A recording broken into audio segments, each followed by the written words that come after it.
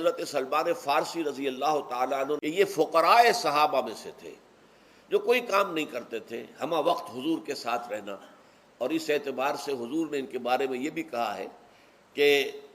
سلمان و منا من اہل البیت،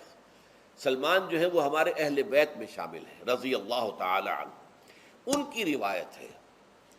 قال خطبنا رسول اللہ صلی اللہ علیہ وسلم، تو وہ فرماتے ہیں کہ ہمیں خطبہ ارشاد فرمایا نبی اکرم صلی اللہ علیہ وسلم نے شعبان کے آخری دن، فقال، اور فرمایا یا ایھا الناس، اے لوگو، قد اظلکم شہر عظیم، تم پر ایک عظمتوں والا مہینہ سایہ فگن ہو گیا ہے۔ ظل کہتے ہیں سائے کو، اظلکم تم پر سایہ فگن ہو گیا ہے، ایک بہت عظمتوں والا مہینہ۔ اب دیکھیں یہ وہی ہے بات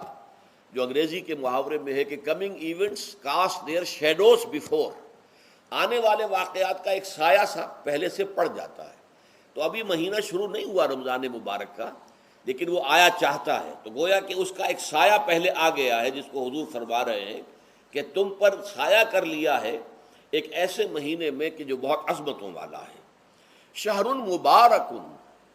وہ مہینہ بہت برکتوں والا ہے۔ شہر فیہ لیلۃ خیر من الف شہر، یہ وہ مہینہ ہے کہ جس میں ایک رات وہ بھی ہے کہ جو 1000 مہینوں سے افضل ہے۔ اور یہ ظاہر بات ہے قرآن مجید کی صورت ہے مکمل، انا انزلناہ فی لیلۃ القدر وما ادراک ما لیلۃ القدر لیلۃ القدر خیر من الف شہر، اس کی طرف اشارہ ہے۔ اب اس کے بعد جو جملہ ہے جعل اللہ صیامہ فریضۃ، اللہ نے اس مہینے کا روزہ رکھنا فرض قرار دے دیا ہے۔ وقیام لیلہ، ایک تو قیام اللیل کے لفظ پر غور کیجیے، اور اس کی راتوں کے دوران کھڑے رہنے کو تطوعاً، آزاد مرضی پر چھوڑ دیا ہے۔ تو گویا کہ اس رمضان مبارک کے 2 پروگرام ہیں، ایک پروگرام دن سے متعلق ہے وہ ہے روزہ، اور ایک قیام رات سے متعلق ہے اور وہ ہے قیام اللیل۔ دن کا پروگرام فرض ہے، رات کا پروگرام فرض نہیں ہے، لیکن ایک طرح کی تشویق اور ترغیب، اس کے لیے جو ہے تحریص، یہ موجود ہے۔ ورنہ تو یہ ہے کہ ہر رات جو ہے اس میں تہجد آپ پڑھیں، رات کو کھڑے رہیں، وہ اللہ تعالیٰ کو بہت پسندیدہ ہے۔ تہجد حضور کے لیے تو فرض کے درجے میں رہی ہے، لیکن عام مسلمانوں پر فرض نہیں ہے۔ البتہ جو کوئی کر سکے ان کے لیے یقیناً بہت اعلیٰ مراتب ہے، بہت اونچے درجات ہیں، تو وہ تو کسی بھی شب میں پورے سال آپ کریں،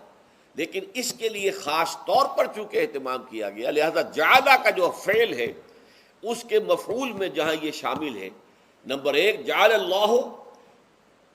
صیامہ فریضۃ، روزہ رکھنا فرض قرار دے دیا، اور اس کی راتوں کو کھڑے رہنا یہ تمہاری مرضی پر چھوڑ دیا، اسے فرض نہیں کیا ہے۔